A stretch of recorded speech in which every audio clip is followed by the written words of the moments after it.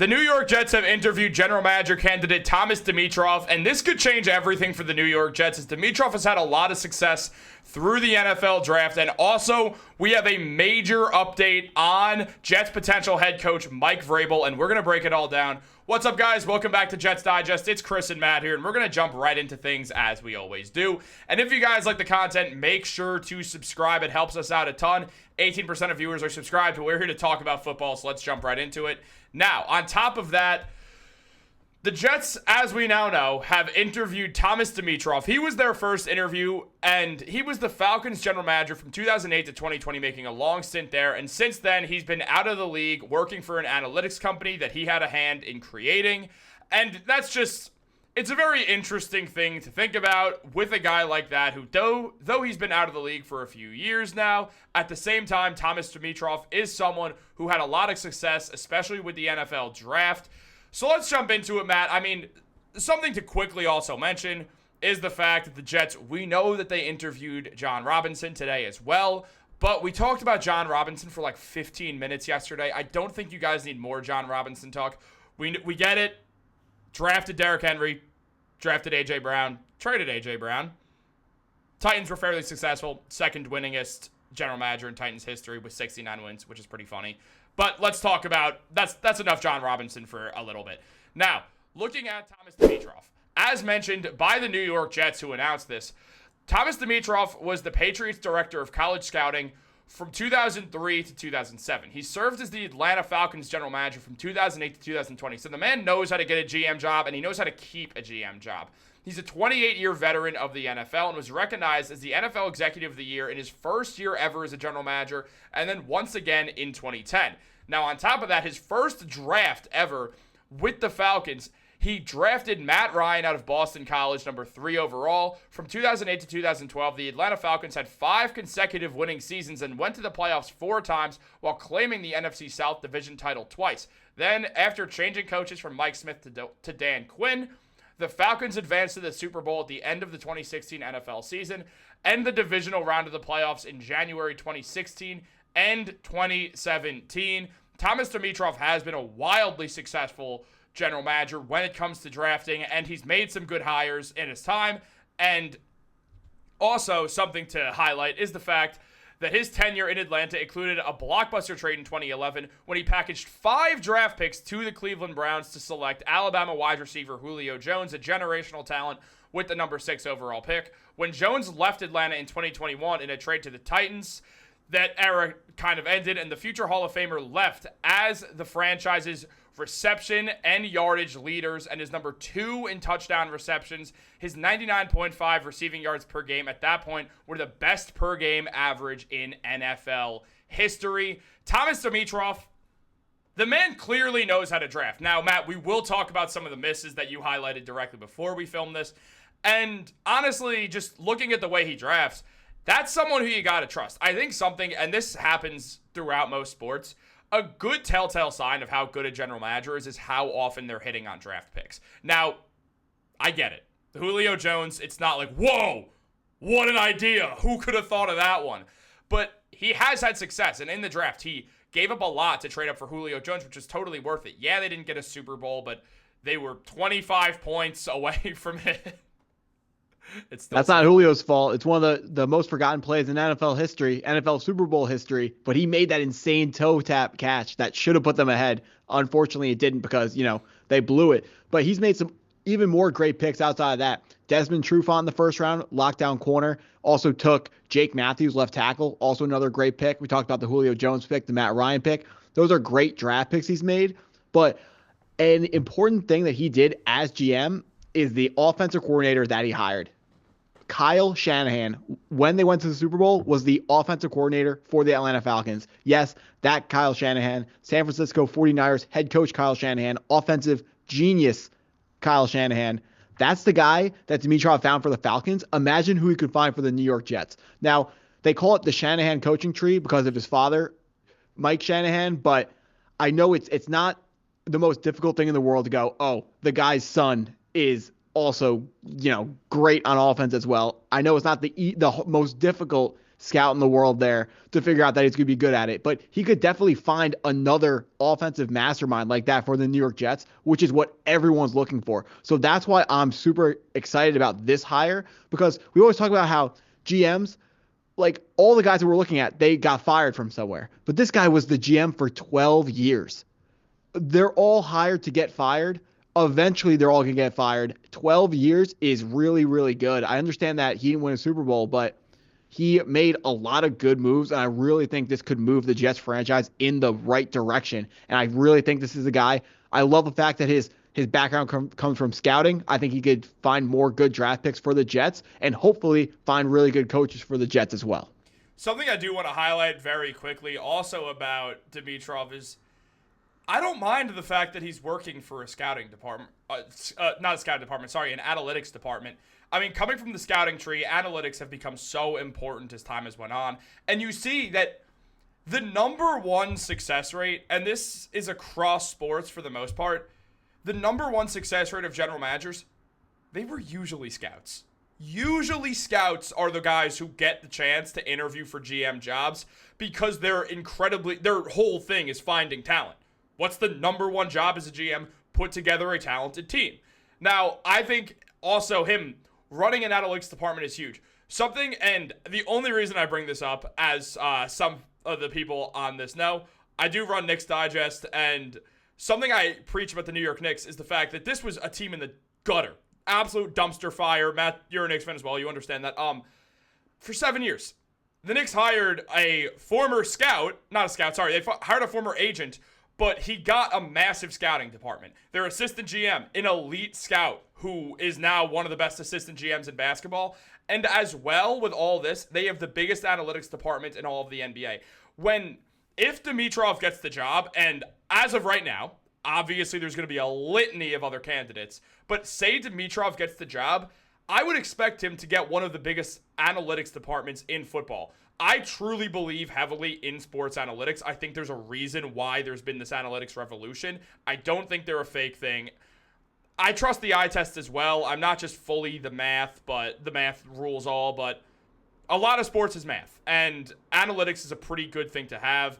I just wanted to throw that in because I think that's huge that he comes from a scouting tree and also worked in analytics for the last 5 years.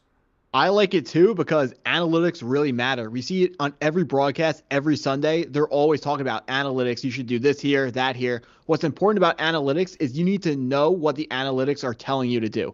Whether you're Dan Campbell and decide to go against them, that's your choice, but you at least have to know what mathematically the correct decision is. And the Jets are always going to have that advantage if they bring in a guy with an analytical background like this. The more we talk about this guy, the more excited I'm getting about him. Same. I like this idea.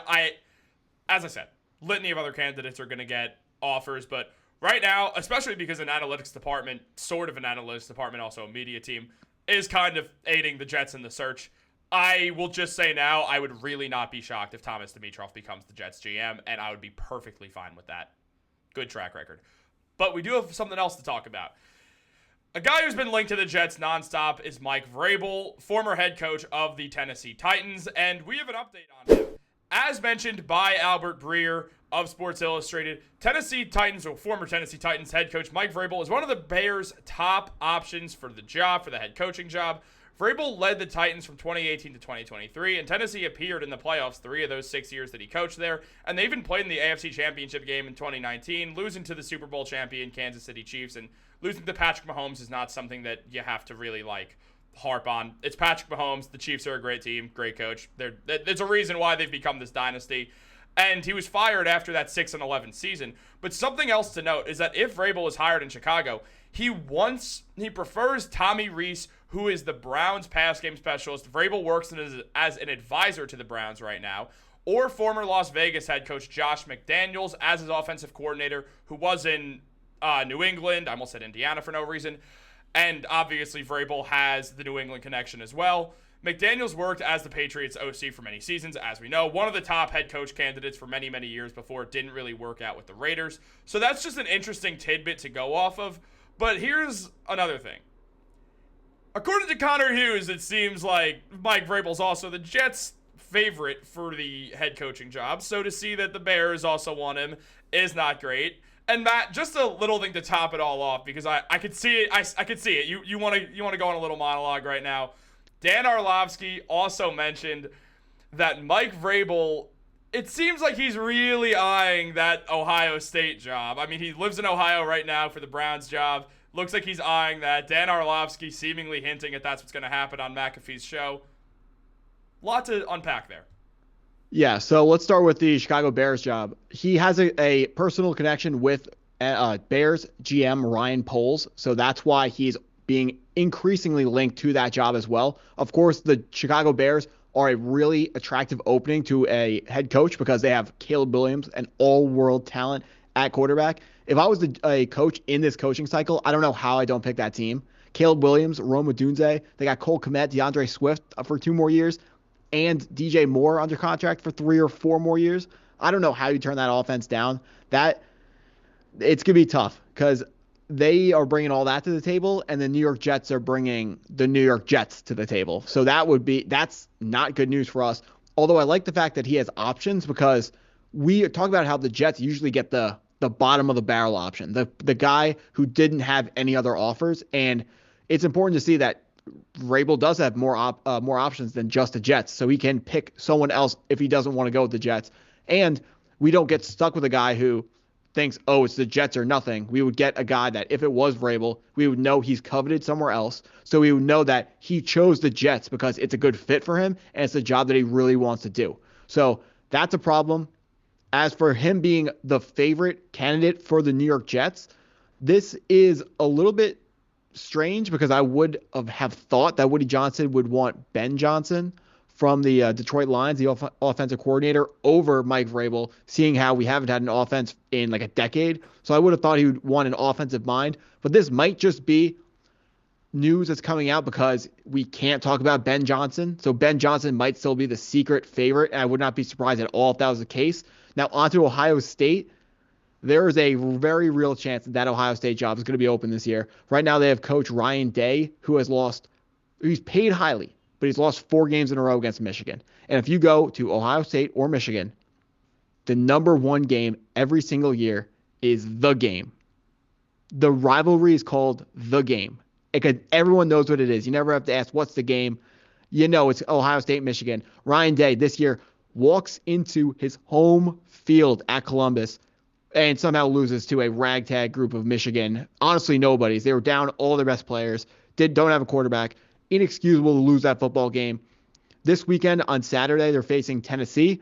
If Ryan Day loses against Tennessee, he will be fired, and Mike Vrabel might pick up that Ohio State job. And just like that Bears job, I really feel like that Ohio State job is a more attractive position than the New York Jets head coaching job, because Ohio State has the best college football team that money can buy. Mike Vrabel, I think that would be another amazing spot for a new head coach to come in, because they have so much talent. We just talked about Julio Jones. They have the next Julio Jones coming out. They just need a quarterback, and they got like one of the best quarterback recruits coming out next year too. And they got one of the best recruits from last year. It's kind of crazy what's going on with that Ohio State team. If Ryan Day doesn't win probably at least 2 playoff games, if he only wins 1, maybe his job's safe. But if he loses to Tennessee, he is 100% out. And that's going to be another team that is going to be competing against the New York Jets for Mike Vrabel. I will say, if you had, and I want to know your opinion quickly, and then we'll wrap this up, but Chicago. I think it's going to be Ohio State. I think Day's going to get fired. And okay. Was the question going to be if I was Ryan Day, where would I pick? Or where do I think he's going? Where do you think he's going? I think he's going to go to. He went to Ohio State. They're set up for success. It makes all the world sense for him to coach at his former college where he played, and then go out there and get an NFL job down the line again at some point after he puts together a phenomenal college resume. It just adds up, especially since he's in Ohio right now. I think this is just a perfect scenario for Mike Vrabel to coach Ohio State. If I had to guess, I think it's going to be hard for a team like the Jets, where Vrabel knows he can get fired very quickly, or the Bears, where Vrabel knows he can get fired very quickly because both teams are poverty franchises, over the Ohio State University. I agree with you. I think it's really hard to compete against those 2 teams. Just like you said, the Ohio State connections, he played linebacker for them back in the day. Caleb Williams in Chicago, that's really tough to turn down, as well as Chicago has a almost elite defense, so he would have even more stuff to deal with over there. So they're going to have a good draft pick, so they can add another really good player to that team. That's an attractive opening. Ohio State, the big hurdle, he needs the current head coach to get fired. So if that happens, then we need to be scared. Also, there's a chance at Ohio State, they're good enough, they can win the championship this year. They win the championship this year, they can't fire their head coach. Also, Mike Vrabel might not want to coach college. In the era of NIL, every single year, the coaches now need to recruit their own locker rooms as well as everyone in college football and in high school. So a lot of coaches have been stepping down this year, describing the situation as just exhausting, and they said it's not the same game anymore. So we're going to have to see if Mike Vrabel is up for the challenge of the transfer portal, NIL, and the modern college football landscape. Also important to note, his mentor in Bill Belichick is now coaching college football. I fully think that there's a very good chance Day gets fired from this. He'll get another college job in 5 minutes. It doesn't matter, but So the reason Belichick's coaching college is because no NFL teams want him. Well, he doesn't know how to build an NFL program in the modern era. He did it with the Patriots, but he refuses to adapt to the modern NFL, and that's why we would be, or I'm not actually not going to put we in here. I would be a better GM for the New York Jets than Bill Belichick would be should Belichick had been hired as a head coach of the Jets. Also, he was never getting hired as the head coach for the Jets. He hates Woody Johnson. We all know that. Who likes Woody Johnson? That's a great point. That's probably the point we got to end it off on, because that's probably that's the best point of the whole video. Guys, comment down below for some reason you like Woody Johnson, and make sure to comment down below if you hate Woody Johnson. Have a great day. Go Jets. Subscribe.